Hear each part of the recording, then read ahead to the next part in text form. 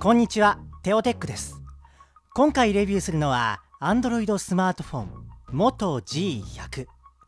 Moto G といえば性能が控えめなローエンドからミドルレンジのシリーズですが、 G100 は一味違います。高性能でいて性能の割に値段も安いのが特徴です。さあ詳しく見ていきましょう。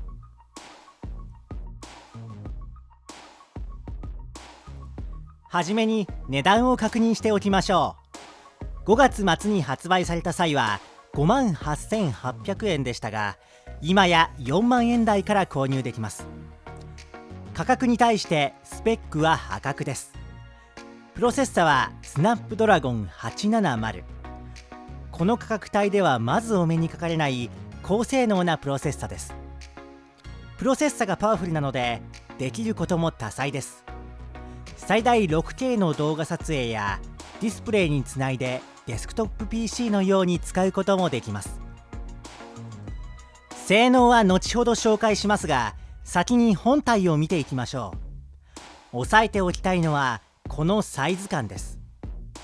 6.7 インチのディスプレイに 5000mAh のバッテリーを内蔵しているため、 G100 は今発売されている中でも最も大きく重いスマートフォンの一つです。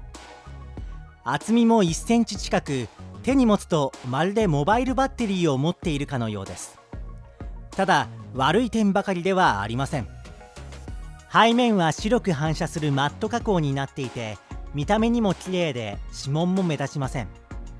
ディスプレイが縦に長いので重さの割に持ちやすいのも特徴です。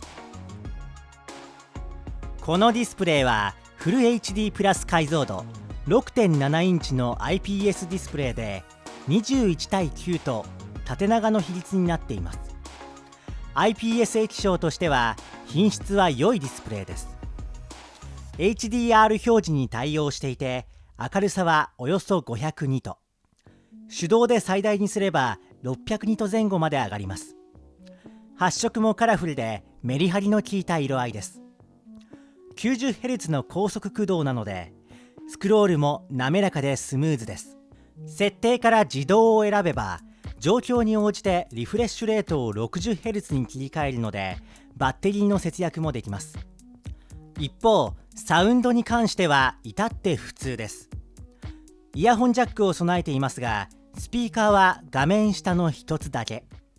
音質も可もなく不可もなくといった感じです。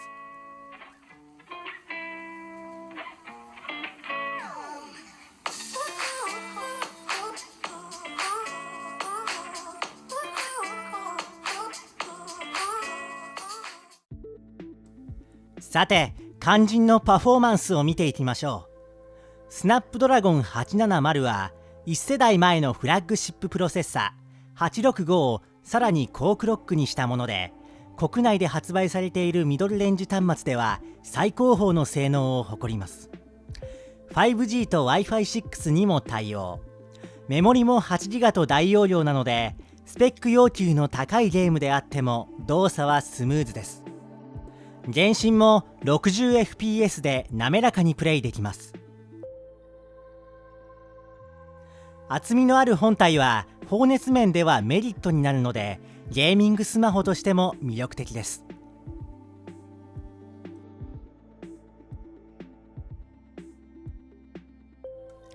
この性能を生かした機能が Ready4。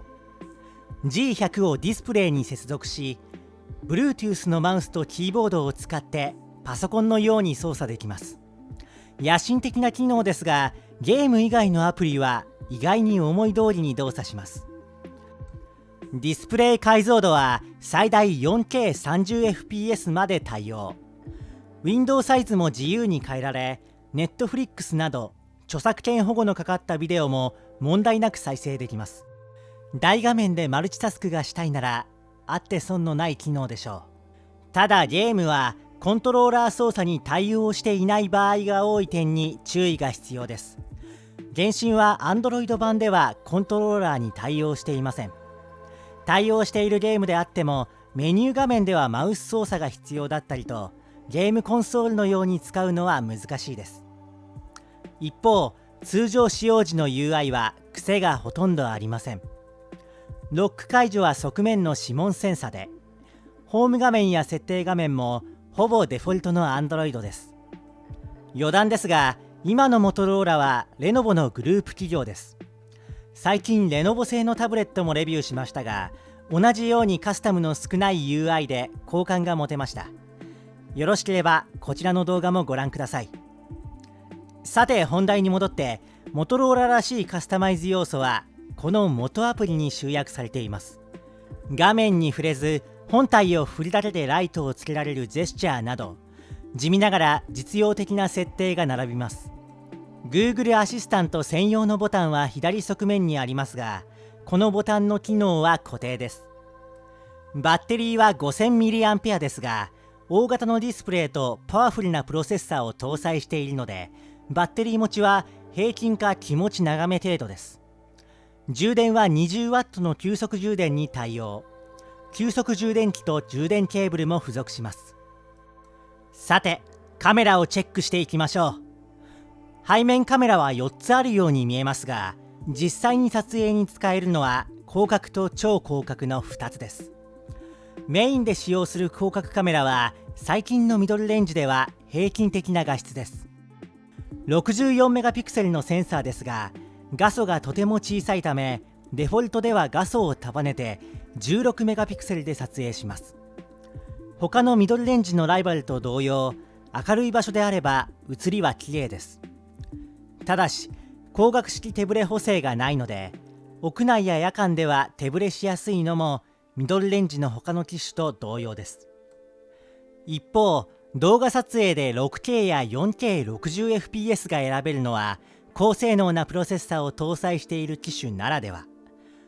6K 撮影は 30fps まで、手ブレ補正もないためやや使いどころが難しいですが、 4K 動画は 60fps で電子式の手ブレ補正も使えるので実用的です。